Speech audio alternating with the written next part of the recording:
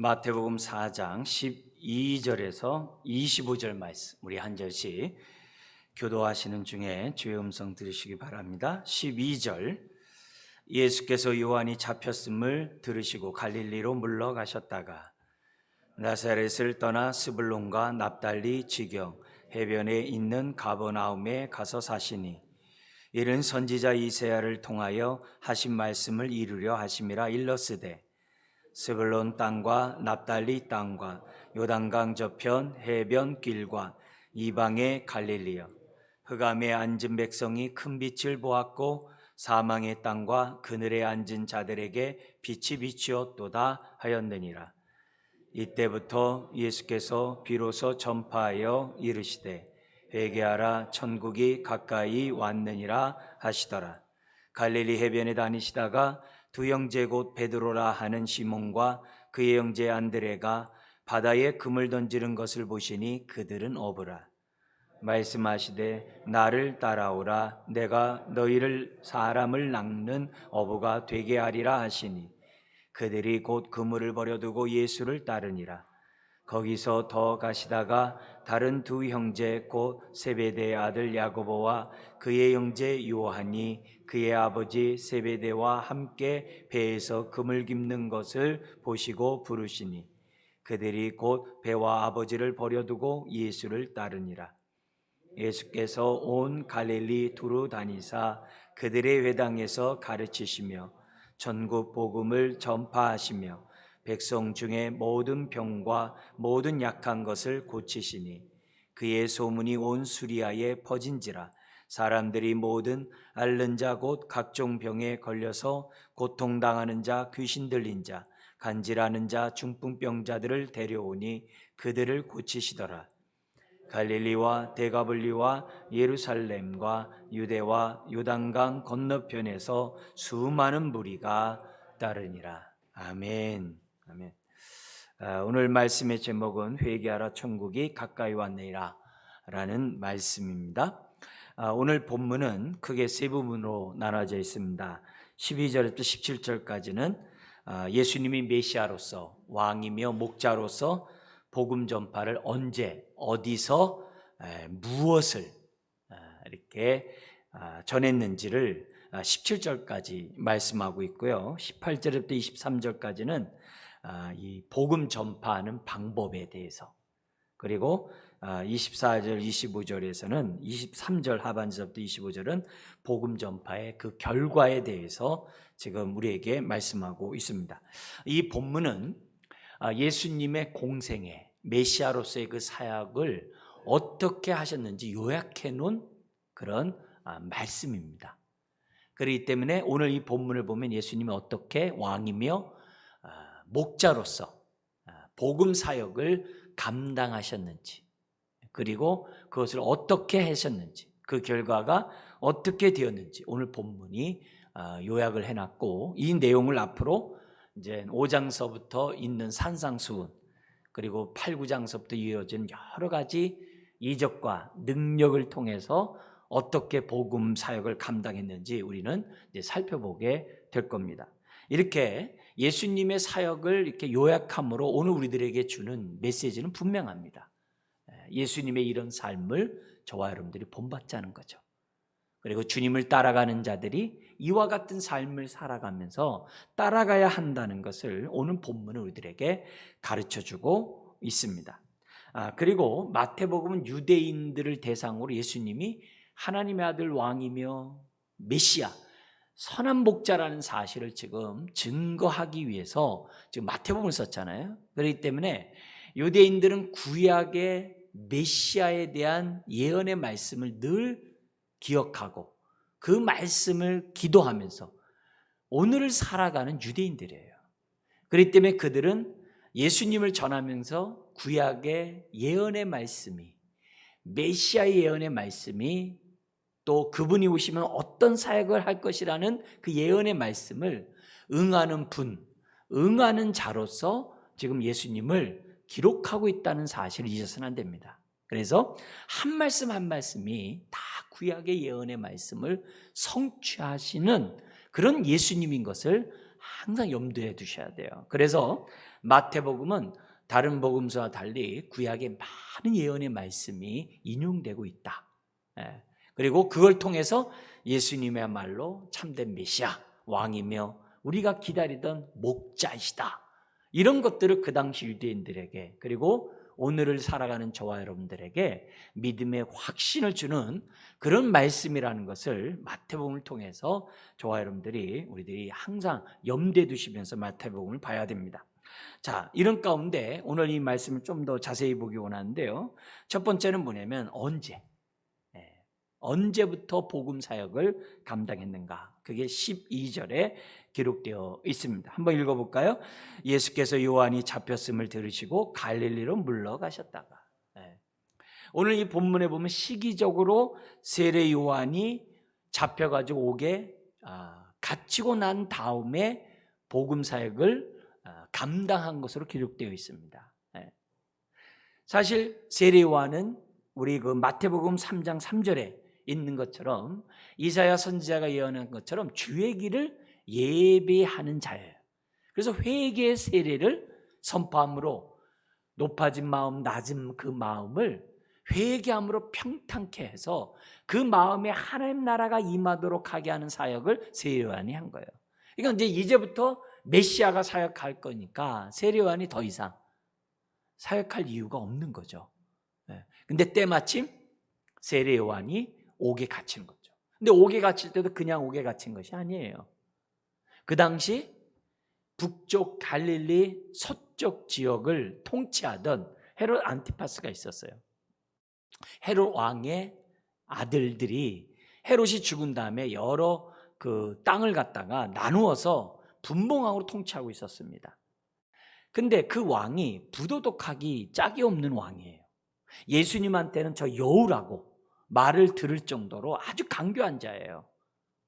이런 자가 자기 부인과 이혼을 한 다음에 자기 이복 동생인 그 당시 북쪽 갈릴리 동쪽 지역을 통치하던 빌립이 있어요. 그 아내와 결혼을 합니다. 근데 그 아내가 또 누구냐면 사촌 동생이에요. 사촌 동생인 그 아내 헤로디아라고 그러잖아요. 아내와 결혼하고 그 딸이 살로메라는 딸이 있죠. 기억나시죠? 그러니까 그 딸과, 그러니까 그 아내와 결혼을 한 거예요. 이런 행동이, 이런 불륜이 그 당시 유대 사회에 아주 충격을 줍니다. 이 문제를 세례 요한이 가만히 있을 수가 없겠죠. 그래서 그의 죄를 갖다가 책망을 하자 왕이 옥에 가둬버린 거예요. 그 사건이 바로 이 12절인 거죠. 그러니까 예수님이 나타나셔서 메시아 사역을 하시기 이전에 그동안에 주의 오심을 예배했던 세례 요한이 옥에 갇히게 되었고, 본격적으로 예수님은 복음 사역을 감당하게 되었다는 거죠. 근데 이건 겉으로 드러난 어떤 그런 시간적인 그런 때를 말하는 것이고, 성경에서 말하는 때가 있어요. 성경에서 말하는 때, 그 때는 뭐냐면 구약에서부터 하나님이 누누이 가르쳐 주셨던 때가 있어요. 그 때는 뭐냐면 메시아를 비롯한 모든 하나님의 종들은 준비를 완벽하게 갖춘 다음에 하나님의 사역을 해야 한다는 것이 히브리 사고방식이에요. 성경의 가르침이에요.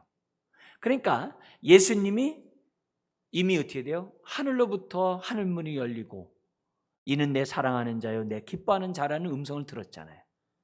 그리고 성령의 기름 부음으로 공식적으로 왕의 등극식을 했잖아요.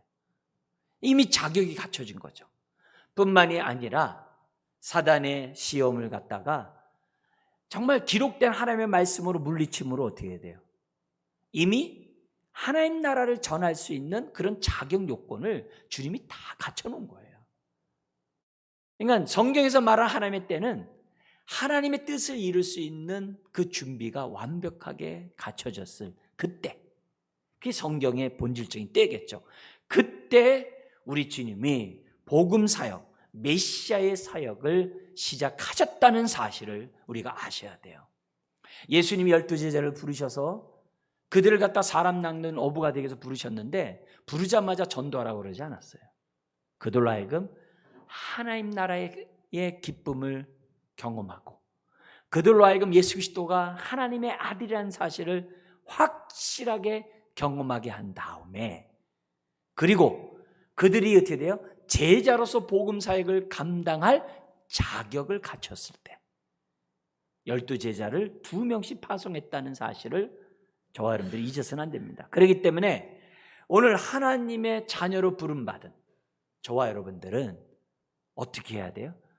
빨리 하나님의 뜻을 이룰 수 있는 제자로서 준비가 돼야 돼요. 그래야지만이 우리가 어떻게 해야 돼요?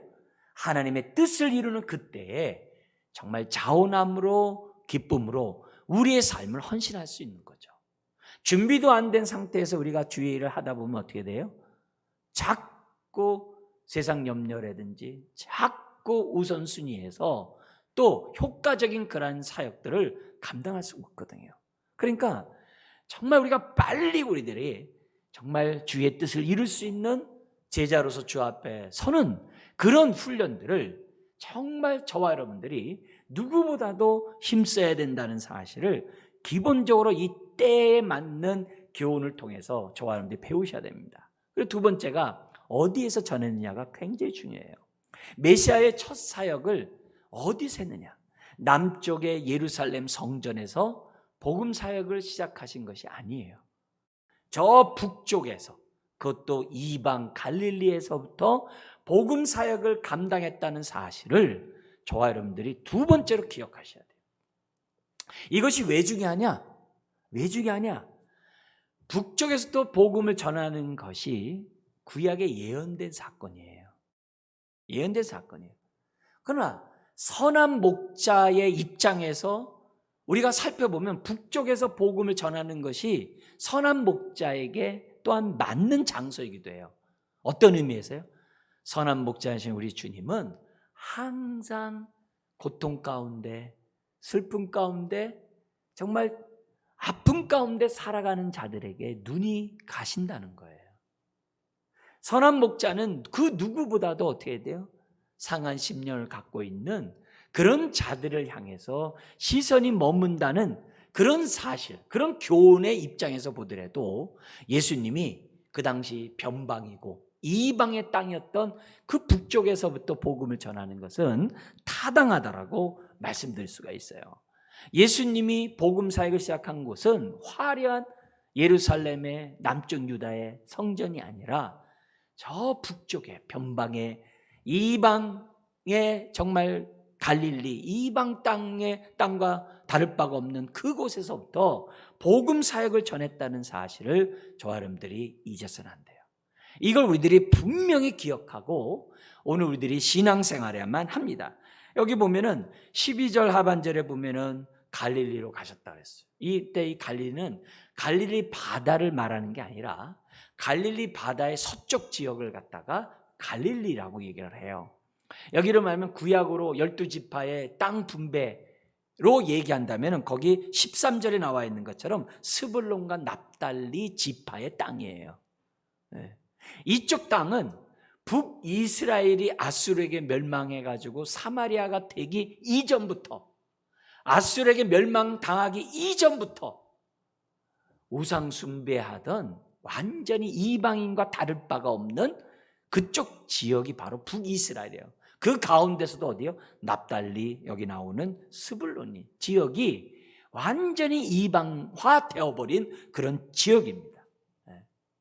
그런데 우리 주님이 바로 그곳에서 베들레헴에서 태어나셨지만은 그곳에서 자라셨어요. 그게 나사렛이에요.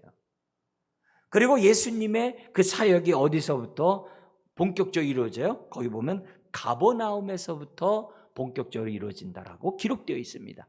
가버나움 어디냐? 갈릴리 바다의 제일 꼭대기, 북쪽 꼭대기에 있는 지점에 있는 것이 가버나움이에요.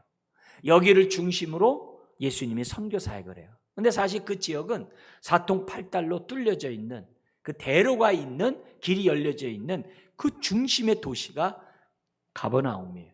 그러니까 예수님이 이방 사람들에게, 유대인뿐만 아니라 이방 사람들에게 효과적으로 복음을 전하는 데 있어서 요충 지역이 가버나움이에요.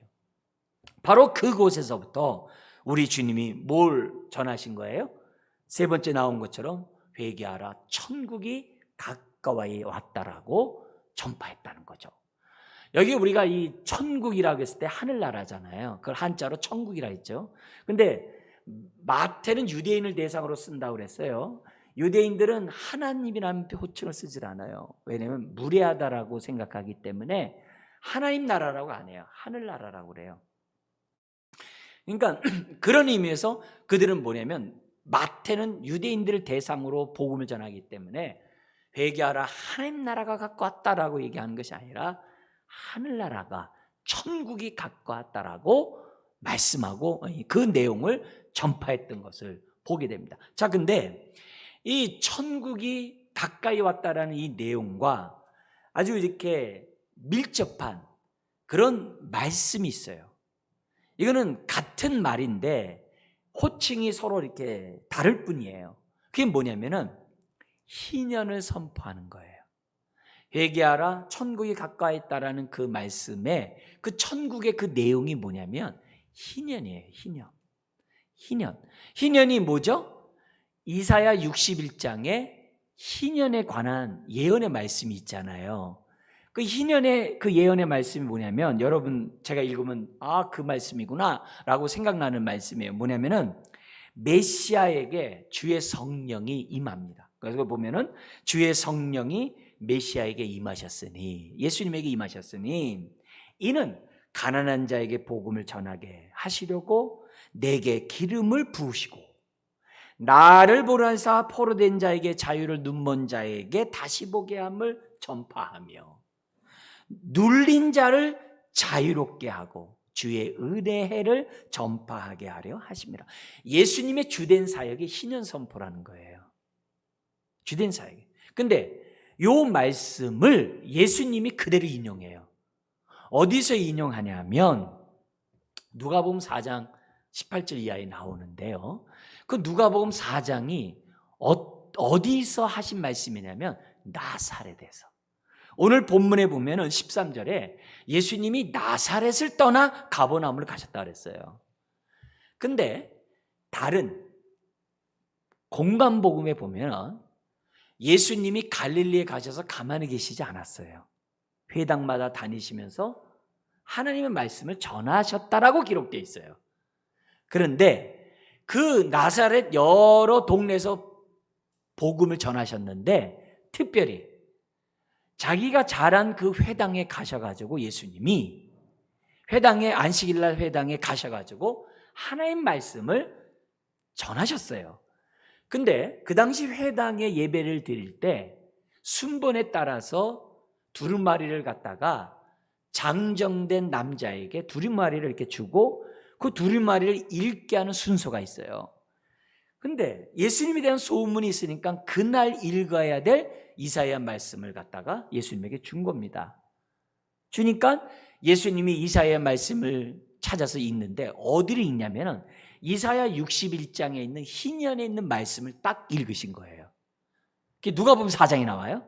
딱 읽으시고 이제는 그 읽은 그 말씀에 대해서 강론할 자격이 읽은 사람에게 있거든요. 그래서 예수님이 그 내용을 갖다가 설명하기 위해서 딱 앉으셨는데 어떻게 말씀하셨냐면 이사야 61장의 내용 이런 거 다 이렇게 얘기한 게 아니라 예수님 뭐라고 하셨어요? 이 말씀이 오늘 너희에게 응하였느니라 라고 선포한 거예요. 그러니까 유대 사람이 그 말이 뭘 말하는지 알고 화들짝 놀라가지고 너희 아버지가 요셉인데 너 지금 메시아 노릇하냐? 이런 식으로 예수님을 갖다가 막 힐랄하게 비판해가지고 급기야 어떻게 돼요? 낭떠러기에다가 예수님을 떨어뜨리기 위해서 끌고 나간 장면이 바로 나사렛 동네예요. 거기서 예수님이 나사렛에서 배척을 받으시고 그러면 어디로 오신 거예요? 가버나움으로 오신 것이 오늘 본문의 내용이에요. 그러니까 거기서 나사렛에서 예수님이 선포한 내용이 뭐예요? 희년을 선포한 거거든요. 그걸 갖다가 마태는 전체적으로 총괄해가지고 지금 뭐라고 그래요? 천국 복음을 전했다라고 기록하는 거예요. 그래서 회개하라 천국이 가까웠다. 천국이 임하면 어떤 일이 벌어지냐? 희년이 이루어지는 거예요. 희년이 뭐냐면은 종되었던 자들이 자유케 되고요, 빚진 자들이 다 탕감받고요, 모든 자들이 다 뭐예요? 구원의, 해방의, 자유의 기쁨을 누리는 날이 바로 희년이에요. 그것이 정치적으로뿐만 아니라 경제적뿐만 아니라 질병에서조차, 모든 병과 모든 연약함에서부터 다 고침을 받는 그런 날이 뭐예요? 희년이에요. 그게 하나님 나라예요. 하나님 나라가 임하는 그곳에 희년의 축복이 이루어지겠다라고 예수님이 선포하고 다녔거든요. 그걸 갖다가 마태는 한마디로 농축해가지고서 회개하라, 천국이 가까웠다라고 선포한 거예요. 자, 그런데 이 북쪽에 있는 그런 이 갈릴리의 영적 상태가 어땠느냐? 그게 16절에 나와요. 같이 한번 읽어볼까요? 흑암에 앉은 백성이 큰 빛을 보았고 사망의 땅과 그늘에 앉은 자들에게 빛이 비추었도다 하였느니라. 마태는 예수님이 그 가버나움에서 복음 사역하는 그것을 이사야 선지자가 예언한 것을 성취했다라고 지금 인용한 거거든요. 여러분의 성경에 인용한 그 15절에 미음이라고 써 있는데 밑에 보면 어디라고 되어 있어요? 이사야 9장 1, 2절이라고 기록되어 있잖아요. 예수님이 북쪽 갈릴리에서 복음 선포를 시작한 그것이 그냥 한 것이 아니라 이사야 선지자가 9장 1, 2절에서 예언한 그 예언을 성취하기 위해서 북쪽에서부터 복음을 전했다라고 마태가 지금 해석해 놓은 거거든요. 그런데 이 해석에 따라 북쪽의 갈릴리에 있는 영적 상태가 뭐라고 그래요? 흑암에 앉아 있다는 거예요. 그리고 뭐예요? 사망의 땅과 그늘에 앉아 있다는 거예요. 네. 여러분, 북쪽에 있는 그런 사람들이 영적 상태가 구원받지 않으면 안 되는 그런 세상에 속해 있는 그런 사람이라고. 근데 그들에게 뭐가 비쳤다고요? 16절에 큰 빛이 비춰졌다는 거예요. 그게 복음이에요. 복음을 전파함으로 그들이 어떻게 돼요? 큰 빛을 보았고 그들이 하나님 나라의 백성이 되었다라고 하는 그런 메시지를 지금 마태는 기록하고 있는 거예요. 그러니까 이런 메시지 속에서 우리 주님이 다른 게 아니에요. 하나님 나라를 선포한 그곳이 다른 것도 아니라 흑암 아래 사망의 그늘 아래 있는 그런 자들에게, 그리고 이사야 선지자 예언의 성취를 이루시기 위하여 그 북쪽에서부터 복음의 광채를 비췄다라고 오늘 본문 우리들에게 말씀하고 있습니다. 그러므로 오늘 저와 여러분들이 정말 허물과 죄로 죽었던 저와 여러분들이 예수 그리스도의 복음의 광채를, 빛을 받음으로 죄산받고 자녀가 되었잖아요. 이게 하나님의 크신 은혜잖아요. 이렇게 받을 수 있었던 이유는 다른 게 아니에요. 우리 하나님이 선한 목자로 긍휼한 마음을 갖고 계셨기 때문에 저와 여러분들에게 복음의 광채가 비추게 하신 거거든요. 마찬가지예요. 그 당시에 남유다로부터 배척받은 그 땅이 바로 북쪽이거든요. 그곳에 무슨 선한 것이 나겠냐라고 했던 그곳이 나사렛이거든요. 그런데 우리 주님은 바로 선한 것이 나겠느냐라는 그 나사렛에서부터 우리 주님은 천국 복음을 전하셨다는 것이 오늘 이 본문에 나타난 말씀인 겁니다. 그러므로 우리도 소망을 가져야 돼요. 우리가 가끔 이렇게 사람들 보면 저 사람 예수 믿겠나? 저곳에 무슨 복음이 전파되겠나? 이런 생각을 가질 때가 많아요. 복음 앞에 이렇게 아주 굳은 마음을 갖고 있는 강박한 사람들이 많아요. 그럴 때마다 우리가 어떻게 돼요? 저 사람들 내가 복음 전할 이유가 없어, 필요가 없어, 그렇게 할 것이 아니라 오늘 본문처럼 흑암과 사망의 그늘 아래 있는 사람이라 할지라도 복음의 큰 빛이 비춰지면 그들이 빛으로 나올 수 있다라고 하는 확신을 가지고 오늘 저와 여러분들이 이 땅을 살아야 될 줄 믿습니다. 우리가 전할 복음은 다른 게 아니에요. 하나님 나라거든요. 다른 게 아니에요. 희년을 선포하는 저와 여러분들이 돼야 한다는 사실을 잊어서는 안 돼요. 주님의 눈이 정말 북쪽 갈릴리, 이방 갈릴리에 시선이 머물렀던 것처럼 우리도 정말 상한 갈대에게 시선이 머물고 꺼져가는 등불에 같은 인생에게 시선이 머물러야 한다는 것을 오늘 우리들에게 가르쳐주고 있어요. 자, 그러면서 우리 이런 이 내용을 보면서 우리가 이 천국 복음이 동시에 우리에게 깨닫게 하는 게 이거예요. 우리 주님은 하나님의 그런 선민인 이스라엘만 구원하러 오신 분이 아니라 이방인까지도 구원하러 오셨다는 사실을 이 이방 갈릴리에서 복음을 전하는 걸 통해서 우리가 깨달으셔야 됩니다. 아닌가 다를까 마태복음의 1장에 나오는 족보를 보세요. 이방 여인들이 거기 들어가잖아요. 족보에 들어가잖아요. 동방박사를 보세요. 이방 사람이 와가지고서 주님을 경배함으로 하나님의 나라의 백성이 되잖아요. 지금 우리 주님이 저 북쪽에서부터 전함으로써 어떤 얘기를 하는 거예요? 나는 이스라엘만을 위해서 온 것이 아니라 열방을 향해서 이방 사람들을 위해서도 오셨다라고 하는 그 메시지가 바로 뭐예요? 북쪽에서부터 복음을 전한 그런 사건이었다는 사실을 저와 여러분들이 잊어서는 안 돼요. 역설적으로요, 가버나움이라는 이 단어 자체가, 그 동네 이름 자체가 위로의 동네라는 뜻이에요. 위로의 동네. 그러니까 가버나움이 흑암과 사망의 그늘 아래서 그들이 신음하고 있지만 그들은 뭘 소망하고 있는 거예요? 이스라엘이 회복되기를 소망했다는 거예요. 빛이 비춰지기를 소망했다는 거예요. 그것도 뭐예요? 이사야 선지자. 성경의 이사야 선지자가 이방에게 빛이 비추지라는 방금 그 예언이 있었잖아요. 지금 16절에 예언이 있었잖아요. 이 예언에 따라서 그들이 뭐예요? 그쪽 동네의 이름을 갖다가 위로의 동네로 뭐예요? 장명했다라고도 우리가 생각할 수 있는 거예요. 감사하게도 위로의 동네에서 위로가 없었어요, 그동안.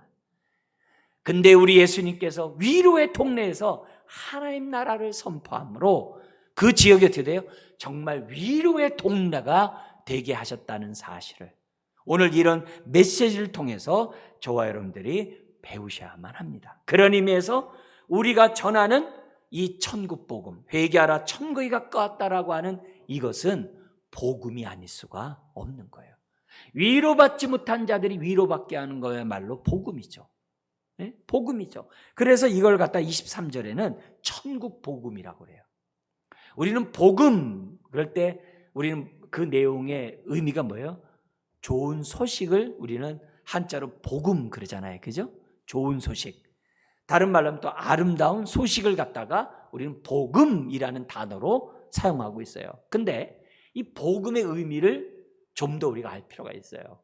성경에서 이 복음이라는 단어는 좋은 소식, 아름다운 소식은요, 일상적인 개인의 소식을 복음이라 안 해요. 이 단어가. 좋은 소식이라는 이 단어, 이 복음이라는 이 단어는 국가적인 그런 좋은 소식일 때 주로 사용하는 단어예요. 가장 대표적인 게 뭐냐면 그 당시 헬라어 이 단어가 어디에서 사용되었냐면 황제에게 연관된 소식을 전할 때 복음이라고 그랬어요. 예를 들면 황제가 등극한다든지 로마 황제가 생일을 맞이하든지 그러면은 그게 뭐냐면 로마 황제가 등극하고 생일이 되면 어떤 일이 벌어져요? 로마가 통치하는 모든 지역이 잔치날이 되는 거예요. 그게 복음이에요. 그 소식이 전파되는 순간 모든 사람이 기쁨을 누리게 되는 것이 복음이에요. 그게 복음이에요. 그 단어를 갖다가 지금 마태가 사용하고 있어요. 근데 이 좋은 소식, 아름다운 소식이 황제 소식만 복음이냐 이게 아니라는 거예요. 아니라는 거예요. 이미 이사야 선지자는 복음이라는 단어를 구약에 많이 사용했어요. 많이 사용했어요. 그 많이 사용하는 그 내용들을 이렇게 복음에 나와 있는 내용들을 이렇게 보면은 사도 바울, 이사야 선지자가 뭐라고 얘기하냐면 가장 대표적인 말씀을 좀 읽어드린다면 52장 7절에 이사야 선지자가 사용한 복음이라는 단어가 있어요. 한번 읽어드릴게요. 거기 보면은 좋은 소식을 가져오며 평화를 공포하며 복된 소식을 가져오며 구원을 공포하며 시온을 향하여 이르기를 내 하나님이 통치하신다 하는 자에 산을 넘는 발이 어찌 그리 아름다운가. 이렇게 돼 있어요. 복음을 전하는 사람의 그 발이 너무 아름답다는 거예요. 근데 그 복음의 내용이 뭐냐? 메시아가 임함으로 평화가 공포되고, 메시아가 임함으로 구원이 공포되고, 메시아가 임함으로 하나님이 우리와 함께 하셔서 우리를 통치하신다라고 선포하는 그 소식을 전하는 그 발이 아름답다는 예언이에요. 바로 이사야 선지자가 메시아가 이 땅에 오셔서 선포하는 그 내용이, 그 선포를 듣는 사람들이 드디어 구원을 경험하게 된다라고 예언했는데, 그 예언을 성취하기 위해서 예수님이 이 땅에 오셨고, 마태는 예수님이 하나님 나라를 선포함으로 무백성들이 희년의 축복을 경험하게 되었다라고 해서 천국 복음이라고 성경에 기록하고 있는 겁니다. 그렇기 때문에 오늘 저와 여러분들이 정말 이 말씀을 통해서 분명히 내 모습을 점검하셔야 돼요. 나는 복음을 들은 자인가? 여러분, 복음이 선포되는 곳에 뭐가 있다고요? 자유와 잔치의 즐거움이 있다고 그랬어요. 복음이 선포되는 곳에 하나님 나라가 임하는 축복이 있다고 했어요. 복음이 임하는 곳에 희년이 성취되는 역사가 일어난다고 했어요. 오늘 내 삶을 한번 돌이켜 보셔야 돼요. 복음을 들은 자로서 나는 자유하십니까? 복음을 들은 자로서 나는 천국 잔치를 맛보고 있습니까? 그게 중요한 거예요. 복음을 들은 자로서 내 삶이 천국의 삶을 지금 살아가고 있는가를 오늘 이 메시지를 통해서 저와 여러분들이 분명히 내 삶을 돌이켜 보셔야 돼요. 여러분, 예수님 믿는다고 하면서 지옥 생활하면 안 돼요. 예수님을 믿는다고 하면서 옛생활로 세상의 어둠 가운데 살아가면 안 돼요. 예수님을 믿는다면 천국 안의 삶을 살아야 돼요. 희년의 삶을 살아야 돼요. 자유의 삶을 저와 여러분들이 사셔야 돼요. 나는 그 복음을 들은 자가 맞는지를 오늘 이 본문을 통해서 우리는 분명히 내 삶을 이렇게 점검하셔야만 한다는 거예요. 그것이 왜 중요하냐? 그래야 내가 천국 백성이에요. 그걸 내가 그 안에 있어야, 누려야 내가 천국 백성임이 증명되는 거예요. 그런 의미에서 오늘 우리 예수님이 우리들에게 주어진 회개하라 천국이 가까웠다는 이 말씀을 우린 귀담아 들으셔야 돼요. 여기 회개하라는 것은 뭐냐면요, 계속 회개하라는 거예요. 이 말을 바꿔서 얘기한다면 천국의 삶을 계속 살려면 뭐 하라는 거예요? 하나님의 말씀에 따라 우리가 계속 회개하면서 살라는 거예요. 끊임없이 회개하면서 살라는 거예요. 오늘 내가 천국의 삶을 누리지 못하는 것이 있다고 한다면 뭐 하는 거예요? 회개하지 않은 것이 내 안에 있다는 거예요. 그래서 계속 회개할 때 우리는 어떻게 돼요? 천국 백성으로서 오늘 이 땅을 살아가는 저와 여러분들이 될 수 있다는 사실을 잊어서는 안 됩니다. 여러분, 복음은 들은 자에게 변화가 있어야 되는 거예요. 복음은 들은 자가 기뻐하는 것이 복음이에요. 삶의 자유가 있는 것이 복음이라는 사실을 오늘 저와 여러분들이 잊어서는 안 됩니다. 네 번째로 예수님이 복음을 전하는 방법이 나와요. 자, 복음을 전하는 방법이 나오는데 18절부터 22절은 주님이 베드로와 안드레, 야고보와 요한을 부르시는 장면이 나옵니다. 그러자 그들은 곧 모든 걸 버려두고 주님을 따라가는 그런 모습이 나오는데, 주님이 그들을 부를 때 뭐라고 부르셨어요? 19절 한번 읽어볼까요? 말씀하시되 나를 따라오라, 내가 너희를 사람을 낚는 어부가 되게 하리라. 우리 예수님이 제자를 부르신 목적이 분명히 나와요. 뭐예요? 전도하는, 영혼을 구원하는 사람 낚는 어부가 되기 위하여 내가 너를 부른다, 너를 구원한다 라고 예수님 말씀해요. 여기서 예수님이 복음 전도하는 방법을 통해서 우리가 네 번째 깨달을 게 뭐예요?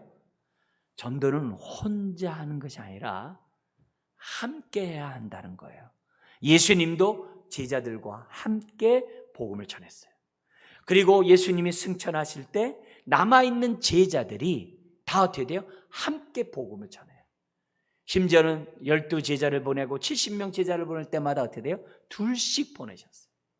혼자 가게 한 것이 아니라 둘씩 보내면서 복음했어요. 왜요? 그래야 보다 더 담대히, 그래야 보다 더 어떻게 돼요? 효과적으로 전하거든요. 효과적으로 전하거든요. 옆에서 어떻게 돼요? 한 사람이 복음을 전할 때 옆에서 도와줄 수도 있고, 그리고 복음을 듣는 사람이 주의가 산만해지고 복음을 듣는 것을 방해하는 요소들이 주변에 있을 때마다 막아주고, 복음을 전하는 사람들이 같이 있어줌으로 담대함으로 복음을 전할 수 있도록 항상 둘씩 복음을 전하도록 하나님이 파송하셨어요. 왜 그래요? 예수님이 그렇게 하셨거든요.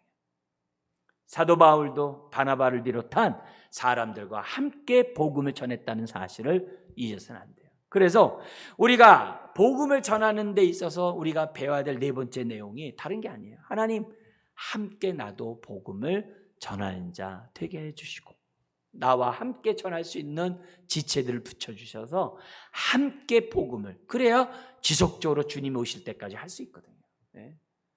함께 전하는 이 전도 방법에 대해서 저와 여러분들이 잊어서는 안 돼요. 분명한 사실은 하나님의 구원에는 뭐가 포함되어 있다고요? 사람 낚는 어부의 사명이 포함되어 있다는 거예요. 하나님의 구원에는, 하나님의 부름에는 전도 사명이 포함되어 있어요. 바울도 고린도 교회에게 편지 쓰면서 그랬어요.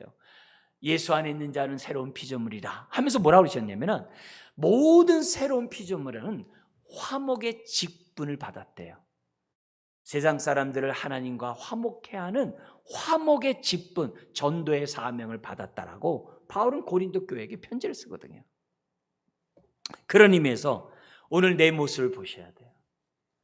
천국을 경험한 자는 전도를 합니다. 천국 안에서 희년의 축복을 경험하고 있는 사람은 전도를 반드시 합니다. 오늘 나의 모습 속에서 내가 전도의 사명을 감당하지 않는다는 것은 하나님 나라가 내 안에서 역사하고 있지 않다는 얘기예요. 그 얘기는 뭐예요? 회개하지 않고 있다는 얘기예요. 내가 하나님 나라를 경험하는 것이 왜 중요하냐? 그래야 내가 사람 낚는 어부가 될 수 있거든요. 될 수 있거든요. 이건 너무나도 중요한 그런 내용입니다. 심지어는 예수님은 복음을 전할 때 23절에 세 가지 방식을 사용하셨어요. 하나는 가르치고, 또 하나는 전파하고, 또 하나는 모든 병과 약한 것을 고치셨어요. 세 가지 사역을 하셨어요. 가르치고, 전파하고, 치유 사역을 주님이 전해주셨어요. 왜 그래요?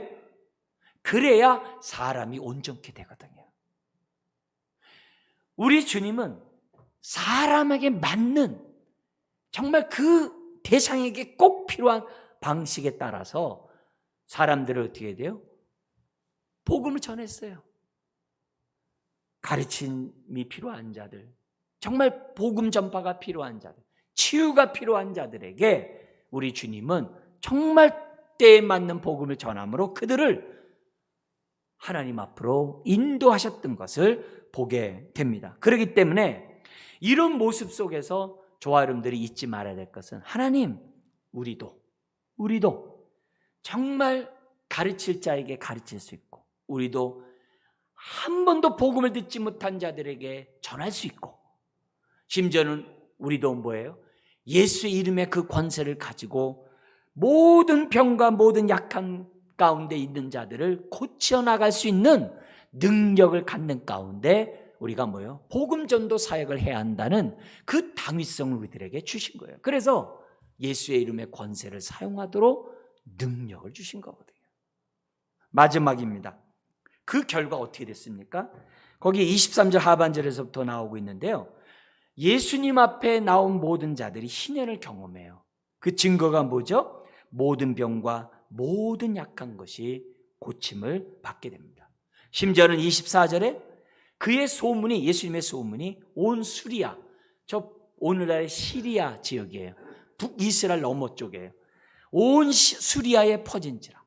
그래서 이방인들까지, 이스라엘 사람만이 아니라 사통팔달로 뚫려져 있는 이 가버나움으로 사람들이 몰려오는 거예요. 오는 자들마다 다 고침을 받아요. 네. 심지어는 거기 25절에 보니까 데가볼리까지. 데가볼리는 어디냐면 10개 도시를 말해요. 10개의 도시. 그래서 특별히 뭐냐면 사마리아 지역을 비롯해 가지고서 요단강 동쪽 지역에 있는 10개 도시에 있는 이 데가볼리, 이방 땅이거든요. 거기에서부터 뭐예요? 사람들이 예수님 앞에 나오는데 다 어쩌다는 거예요? 귀신 들린 자들은 다 귀신 들린에서 자유함을 받고, 다 눌린 자들은 자유함을 받고, 병든 자들은 다 고침을 받는 희년의 축복이, 하나님 나라가 이루는 그런 정말 역사가, 그런 복된 기쁨의 잔치가 이루어졌다라고 24절에 설명해요. 심지어는 거기 나온 것처럼 주님 앞에 나온 그런 자들이 25절에 이렇게 돼요. 수많은 무리가 12제자가 주님을 따라가듯 예수님을 따라가는 그런 역사가 나타났다라고 기록하고 있습니다. 자, 여기서 우리가 분명히 기억할 것이 있어요. 뭐냐면은 예수님이 이렇게 사역함으로 지금 뭘 보여주고자 하는 거예요? 예수님이 선한 목자라는 거예요. 다시 한번 이 사건을 갖다가 요약한 말씀이 마태복음 9장에 있습니다. 한번 우리 잠깐 넘어가 볼까요? 거기 보면은 마태복음 9장에 보면은 이 메시지를 전하는 그런 내용이 9장 36절 한번 보겠습니다. 마태복음 9장 35절 36절 같이 한번 이 시간 읽겠습니다. 예수께서 모든 도시와 마을에 두루 다니사 그들의 회당에서 가르치시며 천국 복음을 전파하시며 모든 병과 모든 약한 것을 고치시니라. 그 다음에요, 무리를 보시고 불쌍히 여기시니 이는 그들이 목자 없는 양과 같이 고생하며 기진함이라. 결국 예수님이 왜 이렇게 하나님 나라를 전파하고, 예수님이 왜 이렇게 가르치고 전파하고 치유하셨느냐? 다른 게 아니에요. 예수님이 선한 목자이시기 때문에. 네. 거기 그러잖아요. 무리를 보시고 불쌍히 여기사. 네. 이런 사건을 통해 마태가 지금 이 복음을 통해서 지금 전파하려고, 유대인에 전파하려는 게 뭐냐? 다른 게 아니에요. 구약에서 목자로 오신 메시아가 바로 예수님이라는 거예요. 오늘 우리가 믿는 예수님이 바로 하나님 아들 메시아라는 사실을 저와 여러분들은 의심치 말아야 돼요. 심지어 그분이 우리에게 오셔서 어떤 사역을 하시느냐? 선한 목자의 사역. 오늘 우리들의 삶이 여러 가지 어려운 일로 정말 힘들 수 있어요. 네. 희년이 뭐예요? 빚을 진 자가 다 탕감받는 게 희년이에요. 종되었던 자가 다 자유케 되는 게 희년이에요. 이사야 61장 그 희년은 또 뭐까지 나오냐면 깨어진 마음을, 상한 마음, 상처받은 그 마음을 치료하시는 날이 바로 희년이라고 했어요. 희년이라고 했어요. 모든 악한 영에게 눌려있는 자들이 자유케 되는 게 그게 희년이라고 했어요. 네. 예수님이 선한 목자로서 이 땅에 오셔서 하시는 것은 희년을 선포하는 거예요. 다른 말로 하면 하나님 나라를 선포함으로 하나님의 백성이 되게 하신 것임을 저와 여러분들이 잊어서는 안 됩니다. 그러므로 오늘 말씀을 통해서 다시 한번 우리들이 정말 분명히 결단하셔야 돼요. 나는 하나님 나라 백성이 맞는가? 나는 희년의 그 축복을 지금 누리고 있는가? 나는 사람 낚는 업으로서의 사명을 지금 감당하고 있는가? 나는 선한 목자가 그 북쪽의 흑암과 사망의 그늘 아래 있는 자들에게 시선이 가듯이 나는 그런 사람들을 볼 때 불쌍히 여기는 마음이 나는 있는가? 나는 있는가? 오늘 이 메시지를 통해서 저와 여러분들이 정말 교훈으로 삼아야 돼요. 그럴 때 앞으로 우리가 주님이 재림하시는 그때까지 저와 여러분들이 뭐예요? 세례요한처럼 재림이 오시는 그 길을 예배하는 자로서 오늘 저와 여러분들이 살아갈 수가 있는 거예요. 오늘 주님은 다시 한번 저와 여러분들을 사람 낚는 업으로서 부르셨어요. 그리고 예수님이 우리에게 선포하셨던 그 메시지를 주셨어요. 회개하라. 천국이 가까웠다는 그 메시지를 전해야 될 사명이 오늘 저와 여러분들에게 있습니다. 오늘 이 말씀을 통하여 오늘 내 모습을 살펴보고, 지금 우리가 코로나 때문에 우리 금요전도를 전혀 못하고 있지만 우리가 어떻게 돼요? 그래도 감사하게도 우리 또 권사님들을 중심으로 또 지금 수요일 금요일 전도가 이루어지고 있어요. 더욱더 많은 우리 사람들이 동참해가지고 복음 전도 사역에 헌신하는, 지금 얼마나 많은 사람들이 코로나 때문에 흑암과 사망의 그늘 아래서 고통당하고 있습니까? 바로 이때가 복음을 들을 수 있는 그런 때예요. 곤고한 때가 복음을 들을 수 있는 때임을 우리가 생각하고 우리 큰 빛을 비춰주는 저와 여러분들 되시길 주의 이름으로 축원합니다. 기도하겠습니다. 하나님 아버지, 수많은 무리가 예수님을 따라가듯이 12제자가 주님을 따라가듯이 오늘도 주님이 가신 그 길을 따라가는 주의 자녀들 되게 하여 주옵소서. 주여, 영광스러운 새하늘과 새 땅, 하늘나라를 바라보면서 오늘 우리가 주님 가신 그 길을 따라가는 자녀들 되게 하여 주옵소서. 주여, 우리가 잔치의 하나님 나라의 기쁨을 체험할 때 전도할 수 있음을 우리가 기억하게 해 주옵시고, 우리가 회개하는 심령으로 온전히 하나님 나라를 경험하며 살아가는 주의 복음의 통로들 되게 하여 주옵소서. 예수님의 이름으로 기도드리옵나이다. 아멘.